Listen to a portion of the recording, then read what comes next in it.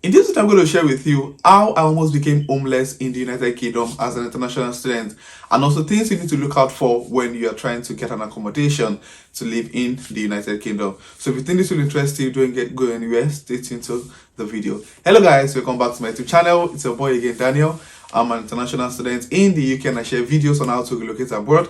So if this is the first time you've come across my YouTube channel, please click on the red subscribe button below to join this growing family. And for my returning subscribers, thank you guys for the love. You guys are the reason why I keep sitting in front of the camera to make videos weekly. Thank you for being here. Thank you for the likes. Thank you for the comments. And thank you for sharing my videos. To be honest, I really do appreciate you guys. My accommodation contract with my university was going to expire on the 15th of February. Now, however, on the 14th of February, I almost lost the accommodation I was planning or about to start the following day. I made a very big mistake that almost cost me losing the accommodation. Mind you, my contract with the school is going to expire on the 15th, so I definitely had to move out. I was already sent a mail to move out on the 15th, and the house I was planning to move into on the 15th.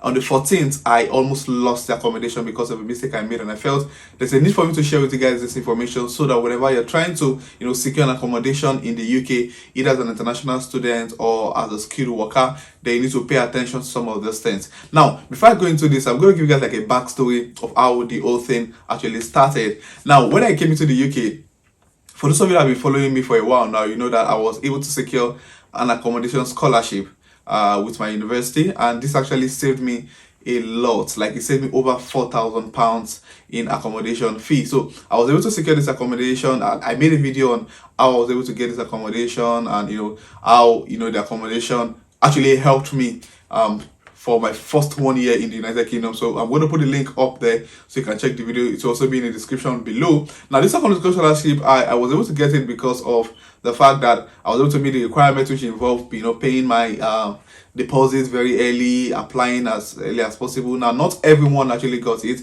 I felt it was for everyone before I came into the UK, for anyone coming to the University of Sunderland. However, when I came in, I discovered that some people were unable to secure the accommodation scholarship.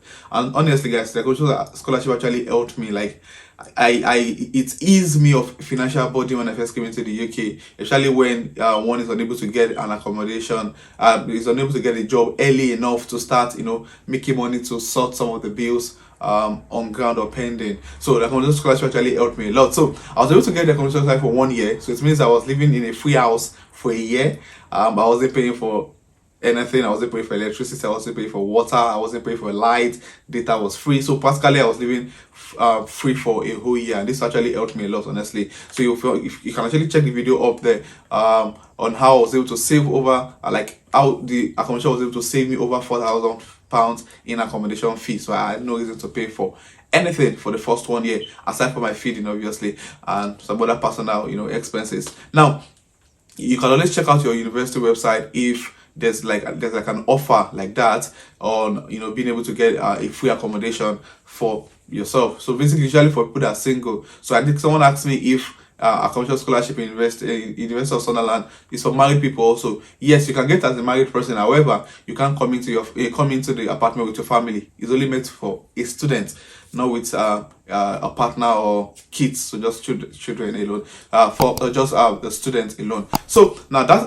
going forward. So after I was able to secure accommodation for 1 year, now my contract was also end 15th of February 2022. So I started hunting. Honestly, guys, looking for accommodation in the United Kingdom is a permanent job on its own. Like, it can be so exhausting. So I started my search for accommodation in late January. I started checking online. I'm going to share with you guys some of the most popular websites where you can actually get accommodation. So I started trying to get accommodation. Now, I was living in Sunderland at that time when I was on my accommodation contract with the school, and I wanted to move from Sunderland down to Newcastle since I was almost done with my coursework, just dissertation left, and I felt I wanted to live in a big city, not Sunderland. Sunderland is a bit quiet. It's cool for you if you got a family, but if you're planning to, for someone like me, I lived in Lagos while I was in Nigeria, so the hustle and bustle, the noise, I was used to it. So I was a bit bored staying in Sunderland, so I wanted to move to Newcastle. And also, aside from that, there are more opportunities in Newcastle than in Sunderland. Most of my part-time jobs were in Newcastle, so I was traveling away from Sunderland to Newcastle. So I decided to come to Newcastle, to live in Newcastle. So I focused my accommodation search to Newcastle. So as I started looking for accommodation, it was exhausting, honestly, because you get an accommodation you like, you go there to view and discover that what I ordered versus what I got. The pictures online doesn't really match what you're seeing and all of that. So I actually book appointment for a couple of what's it called, a couple of accommodation, and when I got there, I didn't like any of those accommodations. So I kept on, checking it out. That's why, it's very risky for you to just say an accommodation online in the UK and proceed directly with payment. There's a need for you to actually book an appointment with them so you see what you're actually getting and see if it's something you would like to stay. Now, obviously, accommodation in Newcastle is a bit more expensive than Sunderland. I could have easily gotten a place in Sunderland at a very cheaper rate, but because of the fact that I wanted to be in Newcastle, I wanted to be open to more opportunities here in Newcastle, I decided to go for, the one in Newcastle. So I started the search, and after going for different appointments to view apartments, I eventually settled for one, which was very close to where I work for my part-time jobs. So I decided I was going to go for that particular accommodation. Now, if you plan to look for accommodation, there are actually different ways of getting accommodation. There are different websites, online. Most people actually get, especially if you're coming from any country abroad, you're coming from Africa or Asia, there's a way for you to actually get your accommodation before coming in, so you don't get stranded upon arriving in the UK. There are different popular websites that you can always check out for. You can check out Right Moves. Now their website is www.rightmoves.co.uk.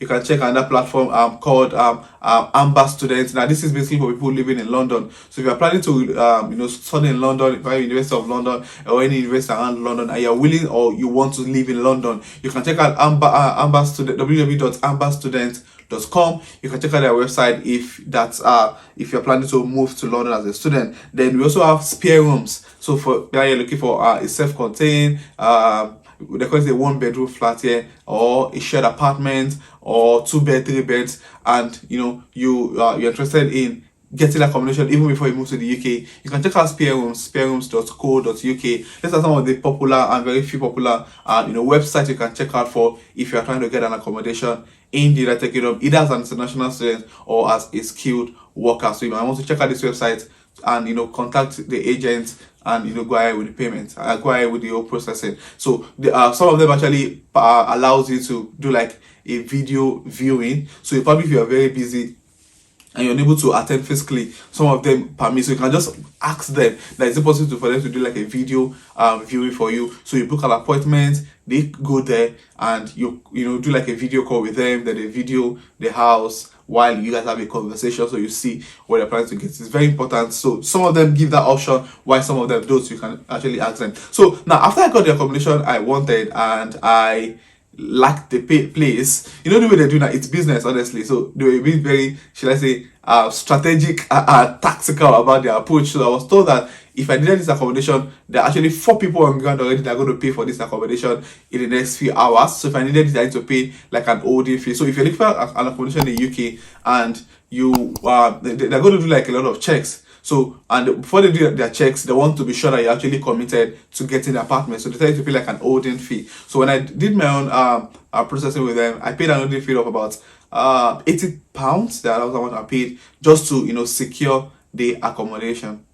So after paying the holding fee, and now one of the first mistake I made was the fact that after paying the holding fee and they were doing their checks, they asked me for some documents which I sent to them. Now the first I was supposed to have asked after paying the holding fee is like a draft of the tenancy agreement. Trust me, guys, if you're trying to get an apartment in the UK, please and please, the first thing you should ask them is to give you like a draft of their tenancy agreement, so you can check it out and see that the condition are actually favorable. Now, what a day to my what's it called? A day to my to me moving to the accommodation, I requested for a tenancy agreement, and when I read the tenancy agreement, it was so unfavorable for me. Like, I had to call them to have like a long conversation, almost an hour conversation with them, to get clarification of some of the things on the tenancy agreement. And at the point, I was not comfortable with the tenancy agreement. Like, I was about saying no to the whole agreement, that I wasn't interested in accommodation. And mind you, my accommodation is going to end tomorrow, the following day, with my university. So I probably will be kicked out, and there won't be a place for me to stay, because the tenancy agreement was not in my favor in any way. Like, I had to, one of the things that actually turned me off was the fact that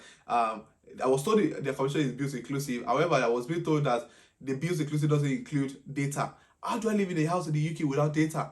it's going to cost me a lot to start pay for data while living in an apartment. And I was also told that I was going to pay for washing machine, like I'm going to pay before I can wash my clothes. I was like, why would I do that? The bills, the accommodation was supposed to be bills inclusive, so I wasn't favorable with accommodation, with the contract, and I told them I wasn't interested anymore. Like they had to do something about some of this conditions, so I almost lost the accommodation. However, so that's before you actually sign any tenancy agreement, you need to check out some things. One of the things you need to check out is the duration of your contract. So most of accommodation accept allows you to stay for 6 months. Like they give like a 6 month contract. Some give you 1 year. So one of the things that actually told me off about the contract was that my contract was for 1 year, and before I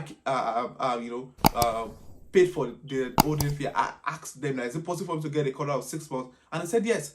So I had to, you need to check out how much you're going to pay for deposits, because sometimes aside from your rent, for you to get a question in the UK, you pay like a deposit which is refundable at the end of your contract. So you need to know how much is being paid for deposit. Some will tell you £0, some will tell you have to pay a particular amount. I think mine is about £250 deposit aside from the amount I paid for my rent. So you need to know how you're going to pay your rent. Some will tell you need to pay through direct debit. Some will tell you need to always come to the office to make payments. So you need to check out some of those things. You need to check out their policy on pets. You need to check out about subletting. Now, probably if you move away from this city in the UK, can you actually put in someone else in the apartment while you continue paying for the rent? So these are some of the things you need to check out for why accepting to stay in an accommodation. And also there's a need for you to check out what will happen if you decide to end your contract before the end date. So there are actually so many conditions, and that contract is legally bounded. So if you flout anything on that contract, you can actually be prosecuted. So it's very important for you to ensure that you read through your tenancy agreement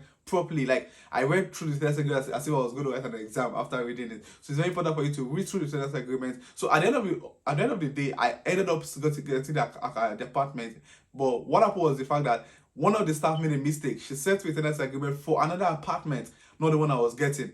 So that's how I was able to eventually get that particular accommodation, which I currently live in, which is where I'm making this video right now. So very important for you guys, whenever you're trying to get an accommodation in the UK, please, the first thing you should ask for after viewing the apartment you're interested and paying your holding fee, ensure you request a draft of the tenancy agreement so you know what to expect. Honestly guys, it's very important, because it can be frustrating living in a house that you signed a contract of 6 months and you don't like the house in any way. Like, it's frustrating, to be honest with you guys, because you're going to spend most of the time in your house, because UK, you hardly go out to visit people, so you're going to spend most of the time in your house, and you must be able to like the house and enjoy the place. So I hope this video is helpful. So I'm not homeless anymore, I'm now in my apartment, but it was like an almost should I say scenario of me not having a place to stay after my contract expires with the school. So but I was able to get accommodation, and here I am for the past 2 months now. So I just felt I needed to share with you guys this information so you know what to expect when trying to get an accommodation in the UK.